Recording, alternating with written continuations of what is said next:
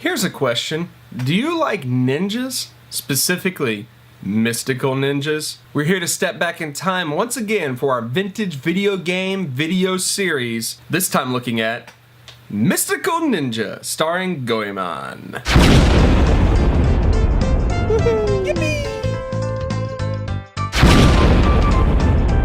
The 90s were a great decade for Konami.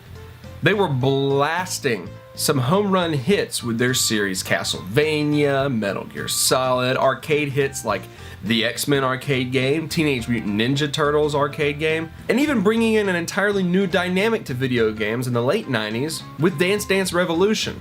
Now, lost in all that Konami success, at least to those of us here in the United States, was the Ganbare Goemon series, which translated means, "Go on, Goemon." No, that's not right. Well, how am I supposed to know that? I don't speak Japanese. Oh, so it's in the subtitles of the intro video. Okay, well, yeah, you tell me that now. No, I didn't read that. No, I don't know how to read. I'm illiterate. Only 4 Goemon games were released in the United States. 2 Game Boy games, 1 Super Nintendo, and of course the Nintendo 64's Mystical Ninja Starring Goemon. The game was beautiful, fun to play, super weird, and featured a selection of full musical numbers for no reason whatsoever. It was wonderful. In fact, we've got the time. Let's go ahead and just watch the entire intro. You'll thank me for it.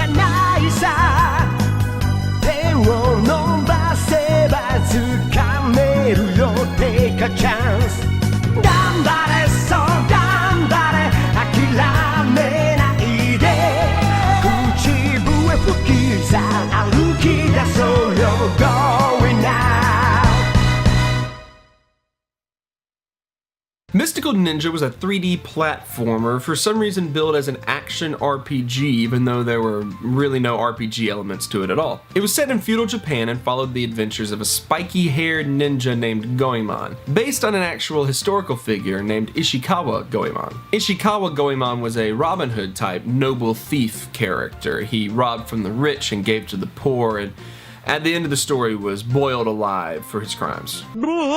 In the video game, Goemon traveled with 3 friends. The fat, perverted best friend, the talented female ninja who has the only proportionally sized head in the game, and a robot ninja, of course. In the game, they set off to defeat a group known as the Peach Mountain Shoguns, who aim to turn the entire island of Japan into a giant stage where they can demonstrate their musical and dancing abilities. Yeah, that's right, you heard me. That's the plot of the game. In fact, their leader is named Spring Breeze Dancing, and that's all he wants to do, baby. Dance, dance, dance. The game was a beautiful open-world 3D platformer, and graphically speaking was really impressive, with a built-in memory running at about twice the size as Super Mario 64, but you're not listening to that anymore. You're still thinking about Spring Breeze Dancing and the fact that the entire plot of the game is trying to stop Peach Mountain Shoguns from turning Japan into a stage for a talent show. That's it! See, Mystical Ninja is important in the world of Nintendo 64 because it's so weird. While Konami had focused on making some really solid North American titles in the 90s, this was a title that stood out because they just kind of made what they felt like making. It's purely and unashamedly Japanese. They didn't really try to cater at all to the North American market. Dialogue from NPCs was often, honestly, kind of poorly translated, and there were pop culture references all about, a lot of which were very Japanese and were missed by the entire North American audience. A lot of the imagery and the jokes that went on were very surreal, with enemies that looked like items of food, and Goemon enlisting the help of a giant robot named Impact, who by the way happened to look exactly like Goemon. Keep in mind this is feudal Japan, so robots aren't even supposed to be around, but that's one of the beauties of the game, is that they're constantly putting things in that are not supposed to fit in that time period. The whole game was basically an acid trip, and I mean, I played it as a little kid. I didn't even know what an acid trip was, but I knew I was on one. And that's really the beauty of this game. It had the right blend of not taking itself too seriously and not caring whether or not anyone who played the game appreciated that fact. There was no identity crisis here. It knew exactly what it was as a game, and you either loved it or you didn't. Because of this, the game's full of little things like laugh tracks or weird sound effects that play when a character makes a pun, or fourth wall gags such as NPC guards saying, "We can't let you pass because we are physically unable to move," in order to let you by. Super weird and super amazing. But what sort of legacy can a game like that that's so weird honestly leave behind? Well, in Japan, it's a pretty good one. See, the Ganbare Go Ahead Goemon series had been very popular since the 80s, back when Goemon looked a little bit more like those old drawings and a little bit less blue-haired. That's back when Goemon was arcade games and games on the Famicom system.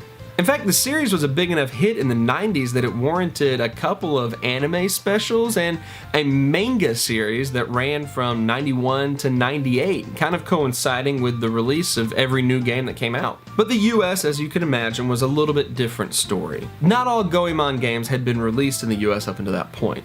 In 91, there was a Super Nintendo game that was pretty highly regarded. It was thought of very nicely. It was a bit of a hit. There were also Game Boy games in 91 and in 97, coinciding with the Super Nintendo and Nintendo 64 releases. In fact, the 97 release for the Nintendo 64 warranted a sequel in 1998, but that game went back to being more of a side-scroller in like a 2.5D landscape. And it lacked a lot of the charm and appeal that the free-roaming Mystical Ninja Starring Goemon held. But that's about it. In Japan, they got Goemon games all the way up to 2005, but here in the US, we never got anything past the 1998 Mystical Ninja 2. So the question is it worth playing? I mean, if you're into a vintage platformer that's gorgeous, fun to play, and just really freaking hilarious, then absolutely. In the 90s, Next Generation magazine said that if Konami had felt like polishing the whole game just a little bit more for the Western audience, we could be talking about it being the best action RPG on the Nintendo 64 system. That's saying something. It has its flaws for sure, but I'll tell you this much. You're never going to find a game quite like this one. Mystical Ninja turns 20 years old this year. So go give it a play if you haven't before. Or at the very least, go ahead and download that soundtrack. There's a reason they threw in those full musical numbers. It is jammin'. Nah, I don't feel good about saying that. Yippee!